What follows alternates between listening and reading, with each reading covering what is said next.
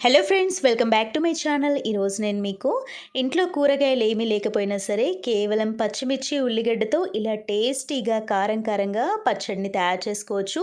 మీరు రోజు తినేదానికంటే ఒక 2 ముద్దలు ఎక్కువే తింటారు ఈ పచ్చడితోని. సో ఈ టేస్టీ పచ్చడి రెసిపీని ఏ విధంగా తయారు చేయాలో ఇప్పుడు చూసేద్దాము. ముందుగా ఈ పచ్చడిని తయారు చేసుకోవడానికి ఇక్కడ 10-12 పచ్చిమిర్చి తీసుకోవాలి. కొంచెం పండుగా ఉన్నయి తీసుకుంటే చట్నీ చాలా బావుంటుంది. ఈ మిర్చి వచ్చేసి చాలా కారంగా ఉంటాయండి. ఆ తర్వాత మీడియం సైజ్ ఆనియన్ కొద్దిగా సన్నగా కట్ చేసి తీసుకోండి. అలాగే కరివేపాకు, కొత్తిమీర, వెల్లుల్లి రెబ్బలు తీసుకోండి. ఒక నిమ్మకాయ సైజ్ అంతా చింతపండును కూడా నానబెట్టి ఉంచుకోవాలి. ఆ తర్వాత స్టవ్ పైన ప్యాన్ పెట్టుకొని ఒక టేబుల్ స్పూన్ నూనె వేసుకొని, నూనె వేడెక్కిన తర్వాత పచ్చిమిర్చి, ఉల్లిగడ్డ ముక్కలు వేసుకొని కాస్త ఫ్రై చేసేసుకోండి. ఇవి కొద్దిగా ఫ్రై అయిన తర్వాత కొత్తిమీర, కరివేపాకు, అలాగే వెల్లుల్లి రెబ్బలు వేసుకొని మళ్ళీ ఫ్రై చేసేసుకోవాలి.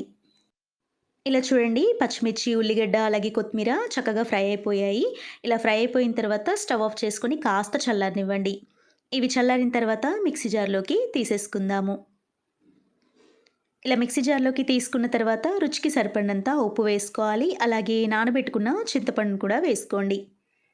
ఇప్పుడు దీన్ని మిక్సీ పట్టుకోవాలి. మరీ మెత్తగా మిక్సీ పట్టుకోకండి. ఈ విధంగా కొంచెం కచ్చాపచ్చగా మిక్సీ పట్టుకుంటే బావుంటుంది. చూడండి ఫ్రెండ్స్, ఇంట్లో కూరగాయలు ఏమీ లేకపోతే ఇలా పచ్చిమిర్చి, ఉల్లిగడ్డతో టేస్టీగా పచ్చడిని తయారు చేసేసుకోవచ్చు. దీనికి పోపు కూడా పెట్టుకోవచ్చు మీకు కావాలంటే. నేనైతే ఇక్కడ డైరెక్ట్‌గా పచ్చడి, అలాగే కొద్దిగా నెయ్యి, ఉల్లిపాయ ముక్కలతో తింటున్నాను. చాలా అంటే చాలా టేస్టీగా ఉంటుందండి. మీరు తప్పకుండా ట్రై చేయండి. ట్రై చేసిన తర్వాత ఎలా కుదిరిందో కామెంట్ సెక్షన్‌లో ఫీడ్‌బ్యాక్ ఇవ్వండి. వీడియో కనుక నచ్చినట్లయితే లైక్ చేయండి. ఛానల్‌ని సబ్స్క్రైబ్ చేయండి.